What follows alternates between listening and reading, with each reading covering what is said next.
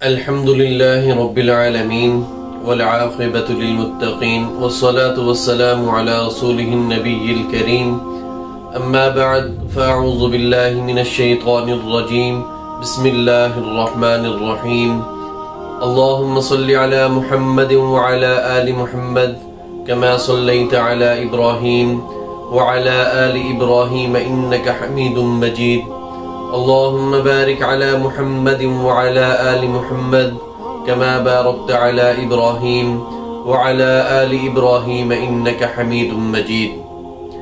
میرے محترم بھائیو بہنوں، روزے کا ایک مقصد تو وہ ہے جو ابھی میں نے آپ کے سامنے رکھا کہ اللہ رب العزت کی ذات فرماتی ہے اللہ الصمد، میرے بندے میں کچھ نہیں کھاتا، ذرا تو بھی میرے جیسا بن جاتا۔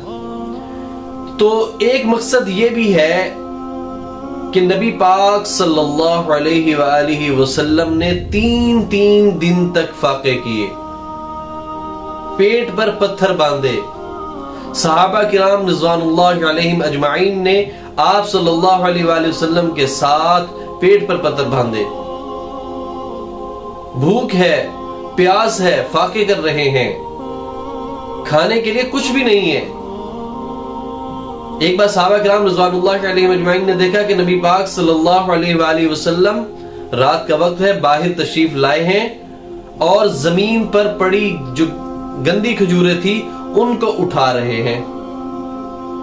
فرمایا یا رسول اللہ صلی اللہ علیہ وآلہ وسلم یہ آپ کیا کر رہے ہیں؟ تو آپ صلی اللہ علیہ وآلہ وسلم نے فرمایا اے میرے ساتھیو، آج 3 دن ہو گئے ہیں، آج حسن اور حسین کو تیسرا دن ہے، فاقہ کیے ہوئے ہیں، میں یہ باہر آیا ہوں، یہ زمین پر پڑی کھجوریں مجھے نظر آئیں، ان کو اٹھا کر ان کو دھو کر صاف کر کے ان کو کھلا دوں گا۔ میرے محترم بھائیو بہنوں، کیا نبی پاک صلی اللہ علیہ وآلہ وسلم اللہ تبارک و تعالیٰ سے دعا کرتے تو آپ کی دعا قبول نہ ہوتی؟ آپ صلی اللہ علیہ وآلہ وسلم اللہ تبارک و تعالیٰ سے مانگتے تو کیا اللہ تبارک و تعالیٰ نہ دیتے؟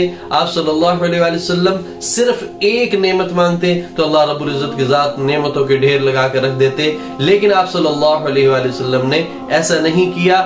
کس لیے نہیں کیا؟ اس لیے نہیں کیا کہ کہیں یہ امت بعد میں یہ نہ کہہ دے کہ نبی پاک صلی اللہ علیہ وآلہ وسلم نے اپنی اولاد کے لیے، اپنے آپ کے لیے دعائیں کر کے اپنے لیے دنیا میں من و سلوہ منگوا لیا، اپنے لیے دنیا میں اللہ تبارک و تعالیٰ سے نعمتیں مانگ لی کہ ہم تو بھوکے پیاسے رہ گئے، ہمارا نبی دعائیں کر کے اپنی آل اولاد کو پال پوس کر بڑا کر کے چلا گیا۔ تو میرے محترم بھائیو بہنوں، روزے کا ایک مقصد یہ بھی ہے کہ اللہ تبارک و تعالیٰ اپنے پیارے حبیب حضرت محمد مصطفیٰ صلی اللہ علیہ وآلہ وسلم کے فاقوں کا ہمیں نظارہ کروانا چاہتے ہیں کہ میرے محبوب نے تین دن تک کا فاقہ کیا، اف تک نہ کی۔ ہم سے تو چند گھنٹوں کا روزہ برداشت نہیں ہوتا۔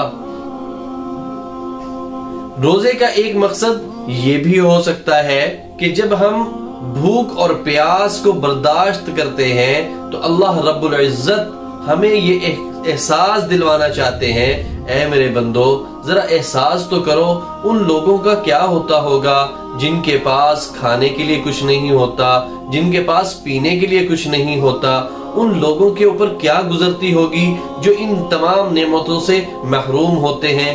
ذرا تم ان کا احساس تو کر کے دیکھو، ان بھائیوں کا، ان لوگوں کا جو بیچارے محروم ہیں اتنی نعمتوں سے، وہ لے نہیں سکتے، کھا نہیں سکتے، ان کے پاس خریدنے کی سکت نہیں۔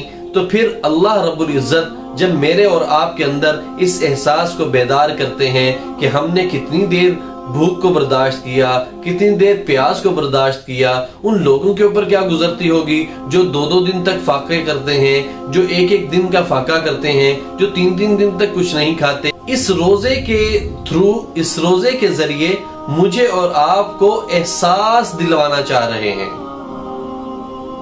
ویسے تو قرآن مجید میں اللہ تبارک و تعالیٰ نے فرما دیا یا ایھا الذین آمنوا کتب علیکم الصیام کما کتب علی الذین من قبلکم لعلکم تتقون۔